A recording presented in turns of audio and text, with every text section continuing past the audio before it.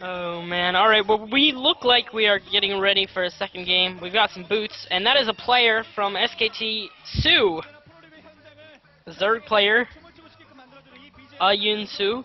Oh man, for a second there I thought that was Stork. I was so confused. I was like, wait a minute, what's going Not on Stork. here? Guys, We got I'm SK sorry. Telecom T1 Sue. Sue is a Zerg player, probably SKT's most used Zerg. Is that correct? I think that's... Yeah. I mean, he did pretty good in one of the individual leagues a few months ago, I remember. Sorry, Like I'm the just so semifinals ashamed of right those. now because I actually, for like a second there, I thought he was Stork, and I'm just like, how did that even And happen? we got Yumbo Sung, teammate C, on the other side for Team 8. C, a big fan favorite for a long time due to his interactions with the foreign community. Doing a TL attack, which was like a show where pros play with TL fans. Usually there were foreigner pros, but C was actually, I think the only Korean Brood War pro to ever come on. I I'm not believe actually so. 100% sure on that, so someone's gonna fry me if I'm wrong. No, I think you're right. But yeah, C is pretty awesome. Notable for never doing well in individual leagues, despite doing very well for MBC and Pro League. He has, however, struggled since Team 8 was formed. Him, I think, more than anyone else, really has taken a hit in performance since the Team 8 move. Yeah, I mean, this is actually a very interesting matchup. So, both players kind of, how do I say? Okay, so SKT1 Zergs are generally made fun of. Their Yeah. Protoss and Terran lineups are much, much stronger. However, Sue, is definitely a solid player himself. So, kind of showing that it's a bit of an undeserved reputation. Meanwhile, C, on the other hand, as you said, generally used to be a very strong player in Pro League, not so strong in individual leagues. Unfortunately, last season had a terrible performance. I think he single-handedly, like overall, Terran had a winning record against Protoss, but then, except if you include his stats, like he single-handedly balanced out the statistics. He was like 1 in 10 in TVP or something, just like absolutely dreadful TVP statistics. And his TVT not particularly amazing either. His TVZ, I believe, is his best matchup, so hopefully he'll show us a good game here. I definitely remember back when I used to watch a lot, 2009, 2010. He was holding zone with Jaedong in Pro League matches. He was up there with the best in TVZ. Not like S-class, but he could hold his own with the greats in games and take games off them. So definitely a really good player. The map will be Neo Ground Zero. I'm not sure if this is the first we're seeing of the Neo version or not. It is indeed. I think all the maps right. Brood War maps we're using today are going to be the first time we're seeing the Neo versions. All right. And interestingly, this map used to be very good for Terrans in this matchup. I think it actually has something ridiculous like 12-2 record at some point TVZ. But they have recently made a lot of changes actually. I think they actually made the most changes to this map. So on the old version of this map, the natural was cliffable. You could drop siege tanks on the high ground ledge above the natural, which was pretty horrible. So they removed that, and they also made the natural kind of face upward, so it's more easily harassable by Mutalisks. And I think they also removed the gases at like the inside expansions at 12 and 6, which is going to be interesting. But anyway, looks like Sue will be spawning as the blue Zerg at the top left, and that would make C the white Terran, I believe, at the bottom right. Yep, there he is. And I also have 10 new PMs on TL that I don't have time to read, but apparently people got passionate as soon as I started reading them on stream, so thank you a lot for all your nice messages. Nice. I'm just going to assume they're all nice messages and read them after this game.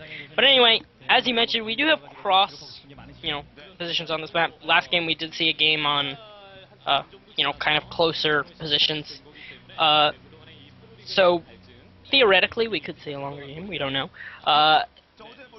I think one thing to note, at least from my experience, in StarCraft 2 we make a really big deal about the map spawning positions, and while it is important in Brood War, at least from my experience, I haven't found it to make as big of an impression on the games as in StarCraft 2. StarCraft 2 we see like abominations such as close positions Metalopolis or even in Tomb Valley, but in Brood War things like that tend not to happen as much, maybe because the map makers are more careful. I think I was just going to say, it depends a lot on the maps. Like, a lot of those positional imbalances are just due to flawed map design in SE2. Yeah.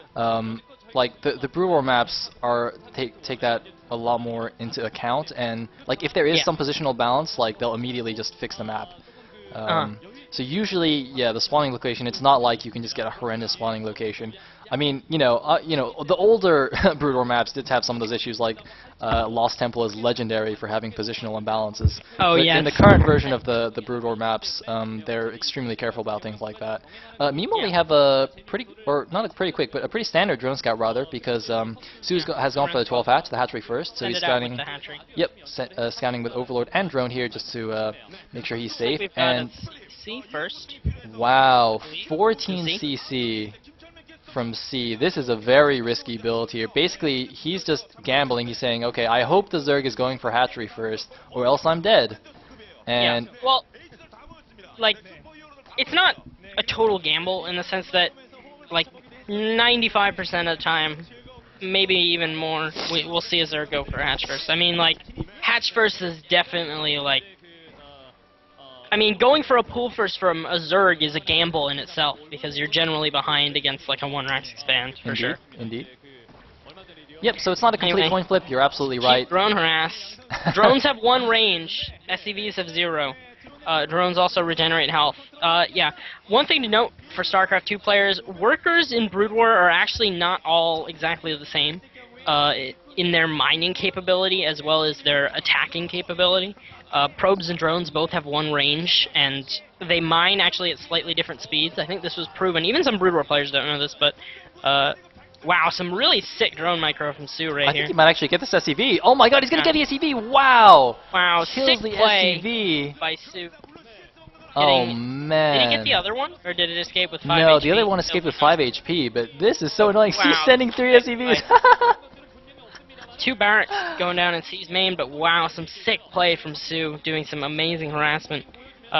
C definitely, may have seen pool first as a threat, but this is definitely not what he was worried about when planning for this map. So some very excellent play. And a fast So the big- lair. Okay, yeah, From, I was gonna say, so the big kind of first decision that Sue will make will it be a 2-hatch tech play or a 3-hatch tech play.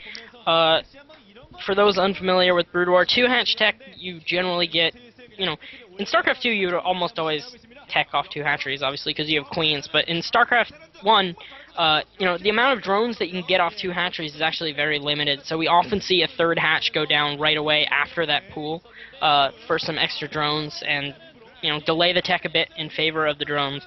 But we Yeah. do have 2-hatch play, and there are quite a few lings out, I believe, that look like, at least 8 lings. Yeah, I think So- he's going to go for 2-hatch muta gonna- preceded by a ling, yeah. a ling attack. Yeah. So basically the point of this is, he's going to use his early ling attack to try and reduce the number of marines. So when his mutalisks actually go in, there's going to be very little anti-air that can stop them, besides, the occasional turret. And it looks like the speedlings do get in the base. 4 speedlings in the main base. These are going to be extremely strong if he controls them correctly. The unupgraded marines with no medic support are going to be extremely weak against these. Looks like he's pulling a few SCVs to help out as well. The lings look like they're a little bit damaged, so they're going to get chased around a little bit. Yeah, I'm not sure if this is quite enough to do serious damage with the 3 or 4 marines out. The lings are quite injured, so Ooh, gets an SCV. C did a pretty good job of pulling this off. Ooh, another, yeah. Maybe And, we might be 2 seconds. That's out a of very me, interesting point you made about the 2-hatch versus 3-hatch, because without queens, there's no larva injects. The only way to get more larvae is to build more hatcheries in Brood War. So that's why you generally go for Oh, 3-hatch more builds. But lings it looks like, coming in. oh my god, the lings all get murdered as they try to run by a nice Oh, SCV block Not by very effective. by C. So that second wave was not very useful, and as you can see, the drone count is really, really low for Sue. He's going to have to do some insanely good muta micro here to make a comeback in this game, because I do think he's Absolutely. behind right now after that second ling run by. However, no turrets are up just yet in the main base. This could actually be really, True. really bad. I think he still does have the time. These pros are very aware of precision timings like this, and they definitely know, exactly when they need to get these building ups. And there is the possibility that they mess up by 10 seconds and get in a lot of trouble. But as you can see, C's turret just finishing up. The mutas should be popping out any second. We can see on the mini-map. There they go, moving across the map. So these mutas will be looking to do a lot of serious harassment to get Sue back in this game. And when you're doing a 2-hatch muta, even without the ling pressure, it's definitely a commitment to muta harass. Indeed, indeed. Rather than just trying to contain the Terran and transition.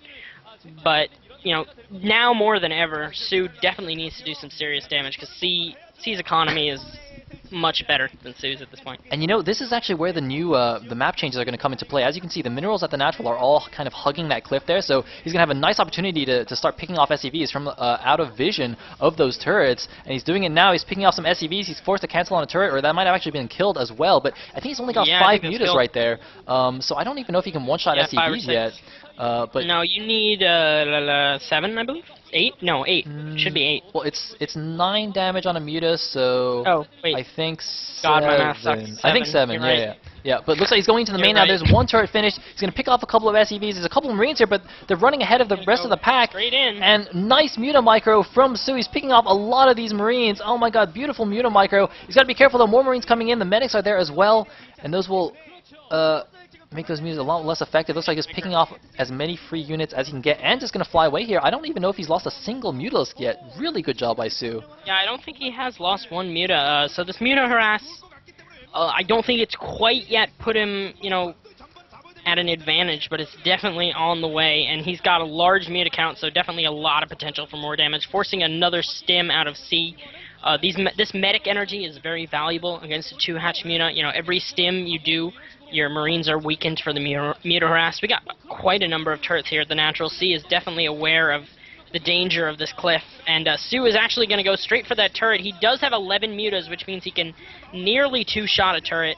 2-shotting will bring it down to 2 HP, at which point it will burn down. Indeed, but he did take a lot of turret fire there, and C's just continuing to add turrets because he knows that, you know, Sue is semi-all-in with this attack. If these mutas don't do an insane amount of damage, he will lose the game because his drone count is really, really low. He's not taking a third base. He's just 2-base against a 2-base Terran with no drones. I mean, you know, that is not what you want to have going into the late game in a ZVT. But still doing a good job, taking a little bit of damage from those Medic Marine, and looks like he's just got to pull back a little bit. By the way, for any SC2 fans wondering about the actual mechanics of this stacking, it's basically the same as Magic Boxing in SC2. These mutas are being grouped with an Overlord that's very far away, and that causes them to all stack on one tile.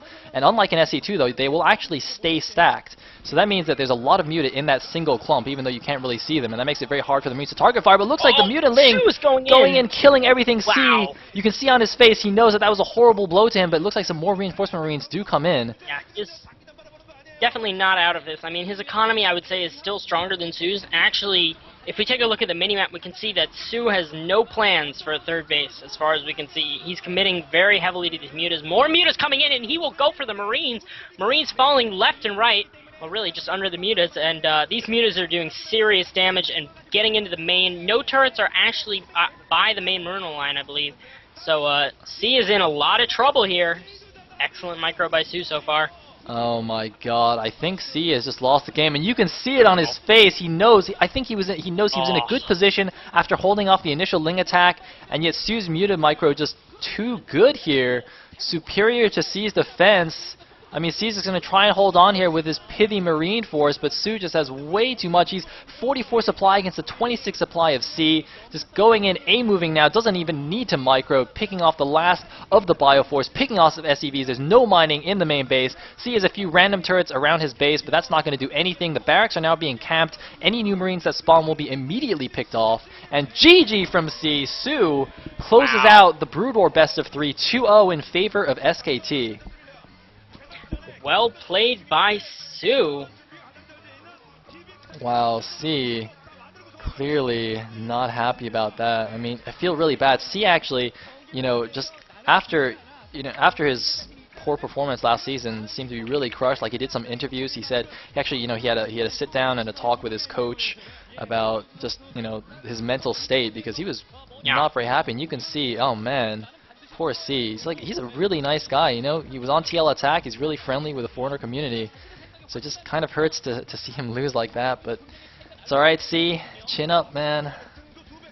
Yeah, he definitely looked to me in a good position after holding off that early Ling harass quite nicely. But mutas, man, can be pretty deadly no matter how prepared you are for them. You know, everyone but the top Terrans suffers from those mutas. And even the top Terrans can sometimes lose to them. It's just, I mean, you know, when you have amazing muta control, it's just so hard to deal with. But that level of control is not easy as well. So yeah, congrats to SKT for taking the first best of 3. For those of you who still aren't clear on the format, so this means that SKT is up, I guess, like 1-0 in series. So the next best of 3 is going to be a StarCraft 2 best of 3 series.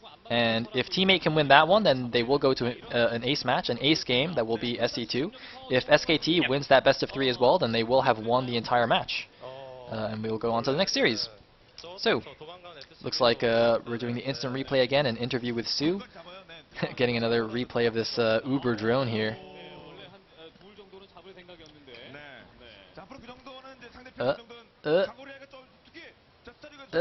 Big drone. I'm gonna actually refresh the stream right here because I was slightly behind you. Alright, there we are. Thank you everyone for the friendly PMs, by the way. Yes, looks like I'm getting a few as well. Thank you, we love you all.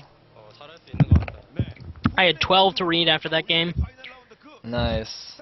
And I skimmed most of them. I didn't memorize all the usernames, so you won't all get individual shoutouts. I apologize, but I definitely did read all your messages. I promise. I swear I read them all. I know I really did. I legitimately did read every single one of them. So don't fear.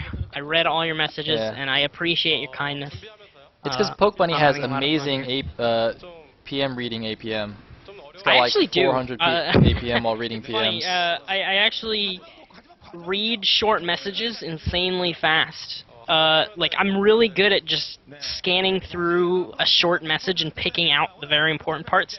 I actually train the skill by playing the chat bots in StarCraft 2 public channels. I mean, StarCraft 1 public channels.